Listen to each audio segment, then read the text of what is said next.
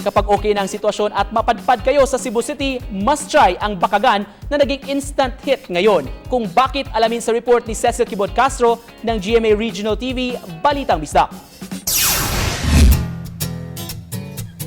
Sinong nagsabi na wala nang pwede pang pagamitan ang bakagan o yung ulo ng baboy matapos balatan para gawing sisig? Isang maliit na kainan sa Talamban sa Cebu City ang nakahanap ng paraan para masinop ang lahat ng parte ng baboy. Hinaluan lang ng kaunting karne, sahog at pampalasa. Wala, may sabaw at ulam ka na.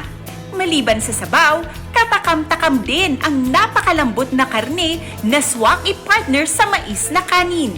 Karon nahurot na man gani ilahang kuan. Ang bukog nahurot ang bukog sa mutang unod.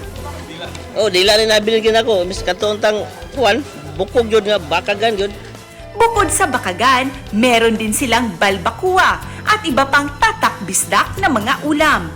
Pero sandali lang, hindi lang mga lokal ang kumakain dito kasi meron ding European na naging suki na sa kainan. It's very lami. Marabig makagana ba sa mo ang kasing-kasing naitestimonya nga lami ang among linutuan. At take note, bukod sa masarap ang bakagan, sulit din dahil patok ang pandemic price nito. Ang 40 pesos na bakagan ay good for 2 servings na. Kaya mga kapuso, bakagan mo bay!